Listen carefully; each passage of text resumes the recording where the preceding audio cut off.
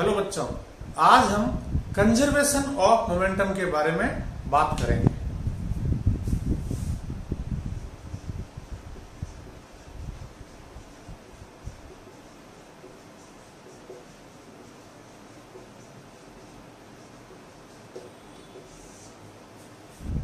बच्चों, आप लोगों की किताब में कई जगह मोमेंटम लिखा मिलेगा, कभी कभी आपको मोमेंटा भी लिखा मिलेगा।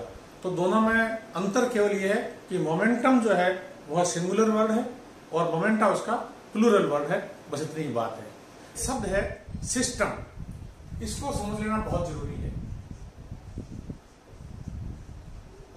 मैं आपको हर एक चीज को बहुत ही क्लियरली बताऊंगा, ताकि ऐसा नहीं है कि कुछ यूं समझ में नहीं आया। नहीं, सिस्टम का मतलब है कि यूनिवर्स का एक वो थोड़ा सा हिस्सा जो हमारे लिए स्टडी किया जाना है, जिसके ऊपर हम स्टडी करेंगे। जैसे एक बॉल, मान लीजिए ये बॉल है ए और ये बॉल है दूसरी बी। ये बॉल यूं चलती हुई आती है और ये बॉल भी यूं चल रही है आगे। दोनों की जो है एक ही ग्राउंड के ऊपर दोनों चल रही है। ये चलते चलते इसको टक्कर मार देती है और फिर दोनों की अपनी अलग डायरेक्शन हो जाती है। तो हमारे स्टडी के लिए जो ये दोनों बॉल है, ये एक सिस्टम है। हमने इनको एक सिस्टम मान लिया, ये दोनों मिलकर एक सिस्टम बना है। तो कंजर्वेशन ऑफ मोमेंटम क्या कहता है कि किसी सिस्टम का मोमेंटम, हम किसी सिस्टम का, किसी भी सिस्टम का मोमेंटम जो है वो हमेशा कंजर्व रहता है। उनके बीच में कॉलिजन से पहले और कॉलिजन के बाद वो हमेशा कांस्टेंट रहेगा। कैसे, इसको हम देखो और मैथमेटिकली प्रूव करते हैं।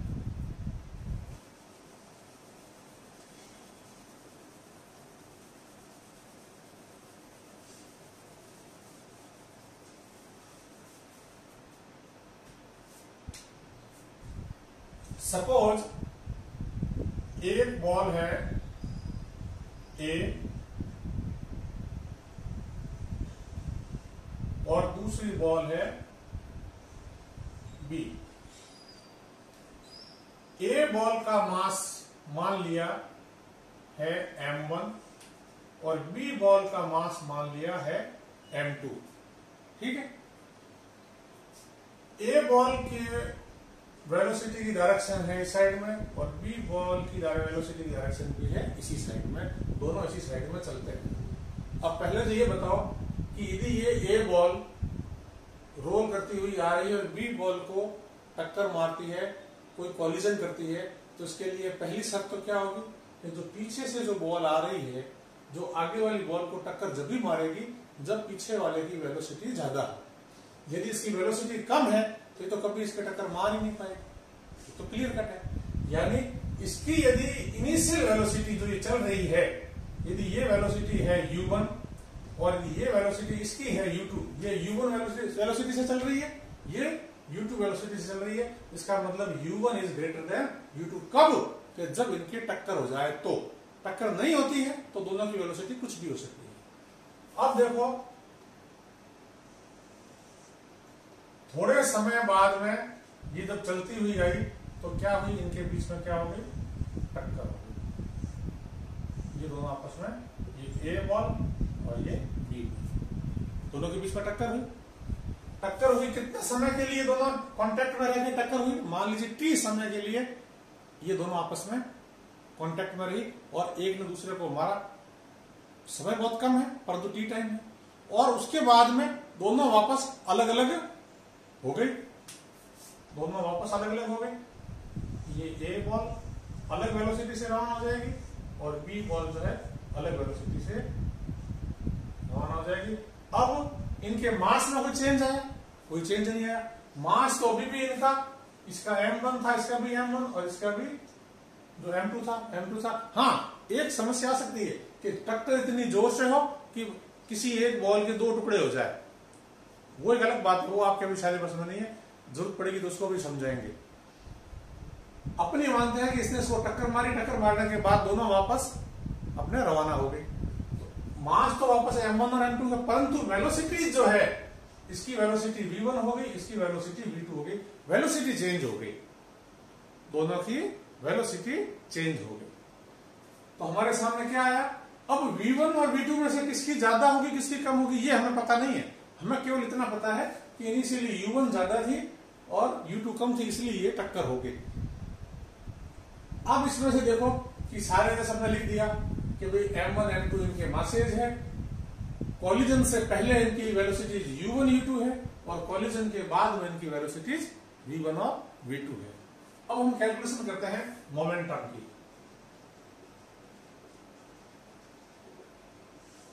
जो बॉल A है, मोमेंटम में भी हम क्या है कि बिफोर कॉलिजन की बात करते हैं।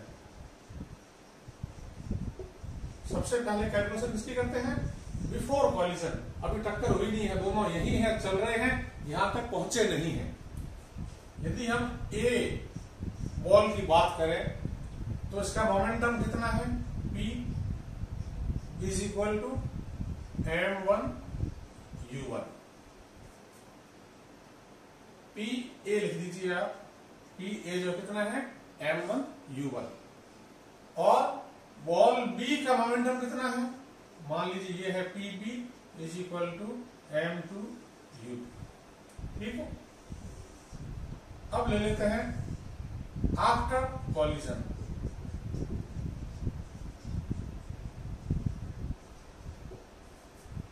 A बॉल का मोमेंटम कितना हो गया,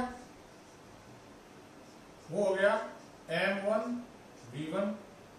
इसको आप कैसे लोगे, ये PA ही आया हुआ है तो मान लीजिए आप इसको डैश लगा लीजिए और B जो है PB डैश बराबर M2 V2। बच्चों इस जो ये चल रहा है अपना कैलकुलेशन, इसके अंदर हमने क्या माना है, हमने माना है दो ऑब्जेक्ट्स हैं। ऑब्जेक्ट्स कितने हैं, दो। पहली बात तो क्या कि ऑब्जेक्ट्स कितने लिए हमने, 2 ऑब्जेक्ट्स लिए हैं। देखो इस बात का ध्यान रखना बहुत जरूरी है। दूसरी, दोनों moving in same direction straight line. तो मूविंग इन स्ट्रेट लाइन और सेम डायरेक्शन। डायरेक्शन चेंज भी हो सकते हैं, आमने सामने की भी टक्कर हो सकती है, उसकी कैलकुलेशन फिर हम बाद में देखेंगे। बाकी एक बार हम यही एजम्पशंस मान के काम कर रहे हैं। और तीसरी बात, no external force is active. ये 3 चीजें जो है हमने ली है कि 2 ऑब्जेक्ट्स हैं, स्ट्रेट लाइन में सेम डायरेक्शन में मूव कर रहे हैं और कोई एक्सटर्नल फोर्स इनके ऊपर काम नहीं कर रहा है। बस क्योंकि एक्सटर्नल फोर्स यदि काम कर लिया तो इनके अंदर एक्सीलरेशन उत्पन्न हो जाएंगे। फिर हमारी कैलकुलेशन चल रही है काफी केवल वेलोसिटी के हिसाब से कि भाई इनकी दोनों की वेलोसिटी यूनिफॉर्म है यहाँ पे और बाद में ये दोनों यूनिफॉर्म वेलोसिटी से ही घूम रही है। एक्सीलरेशन की कैलकुलेशन अभी हम नहीं कर रहे हैं। तो क्या हो गया, जब ये ऑब्जेक्ट ए ऑब्जेक्ट बी को यहां पे टक्कर मारता है टी टाइम के लिए, तो ऑब्जेक्ट ए ऑब्जेक्ट बी के ऊपर फोर्स लगाता है और वो फोर्स है FAB is equal to force due to A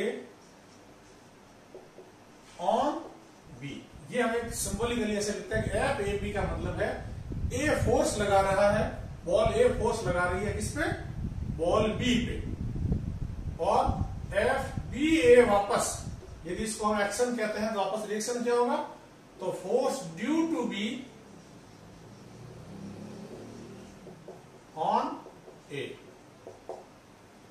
equal and opposite force लगेगा, फोर्स लगेगा इक्वल एंड अपोजिट। जितना फोर्स ए ने बी पे लगाया उतना ही बी ने वापस ए पे लगाया।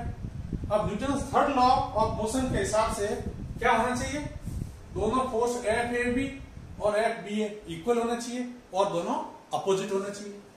तो क्या होना चाहिए, FAB is equal to minus FBA। ये होना चाहिए कि नहीं होना चाहिए, दोनों फोर्स इक्वल एंड अपोजिट लगे और बाद में इनकी वेलोसिटी दोनों की चेंज हो गई। हम कैलकुलेशन कर रहे हैं कि कॉलिजन से पहले और कॉलिजन के बाद इनके मोमेंटम में क्या चेंज आया, क्योंकि पढ़ रहे हैं कंजर्वेशन ऑफ मोमेंटम। क्या चेंज आया? फोर्स किसके बराबर होता है? न्यूटन सेकंड लॉ क्या कहता है? फोर्स किसके बराबर होता है? फोर्स बराबर होता है change in momentum divided by change in time, यानी rate of change of momentum with respect to time जो है वो फोर्स होता है। अब जो ऑब्जेक्ट ए था, इसके द्वारा ऑब्जेक्ट बी पे क्या फोर्स लगा? F A B. F A B किसके बराबर है? Change in momentum of object A with respect to time. अब ऑब्जेक्ट ए के मोमेंटम में क्या चेंज आया? ऑब्जेक्ट ए के मोमेंटम में क्या चेंज आया? बिफोर कॉलिजन ऑब्जेक्ट ए का मोमेंटम था m1 u1 और आफ्टर कॉलिजन इसका मोमेंटम हो गया m1 v1। तो चेंज क्या आया? m1 v1 minus m1 u1। Final momentum minus initial momentum divided by time लगा था t। ऑब्जेक्ट बी की बात करते हैं, तो ऑब्जेक्ट बी ने ए के ऊपर फोर्स लगाया एफ बी ए। ये फोर्स किसके बराबर हुआ? Change in momentum divided by change in time. और ये चेंज इन मोमेंटम कौन सा? Of object B. चेंज कहां से? Before collision, after collision. किसके बराबर आ जाएंगे? m2 v2 minus m1 u1 divided by t।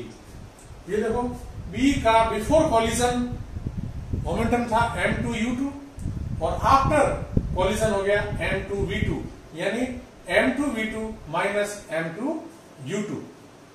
m2 v2 minus m2 u2, sorry m2 v2 minus m2 u2। अब न्यूटन थर्ड लॉ क्या कहता है? Each and action and reaction जो है equal and opposite होगी। तो ये जो फोर्सेज है ये दोनों बराबर है, तो अब आप इन दोनों को बराबर रख दीजिए। कहां करेंगे इसको? अपन यहां कर लेते हैं। m1 v1, या मैं इसको मिटा देता हूं, आपको इजी रहेगा, ठीक है ना? इसको मिटा देता हूं।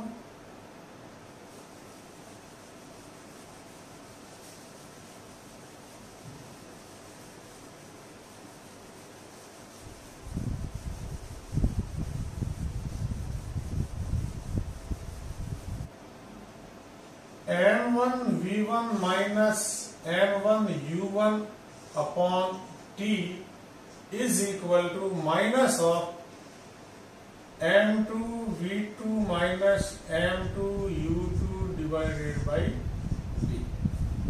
ऐसा आप लिख सकते हैं।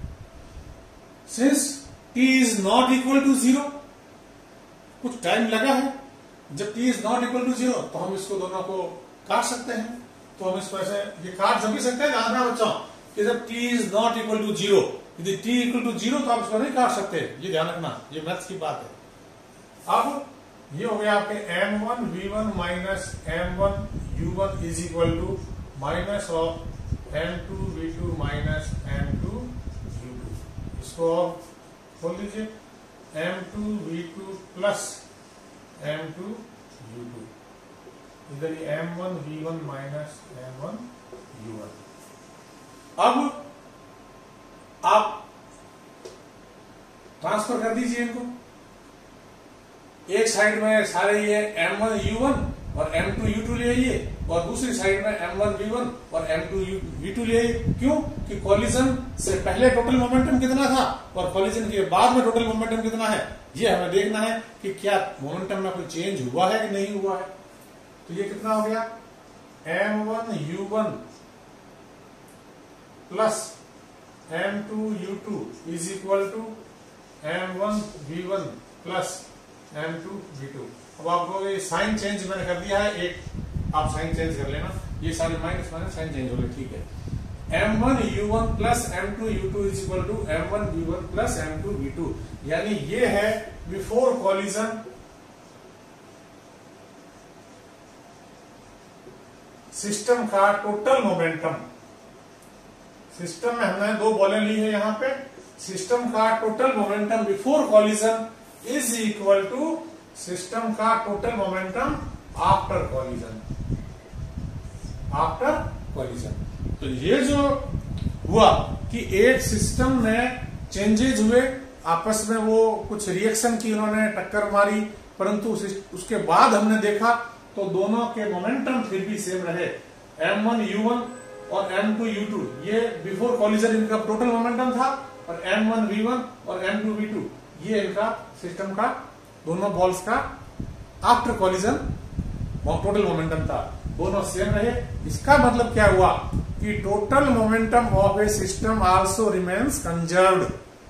Total momentum of A system also remains conserved. इसके अंदर एक शर्त आ जाती है छोटी सी कि there should be no external force.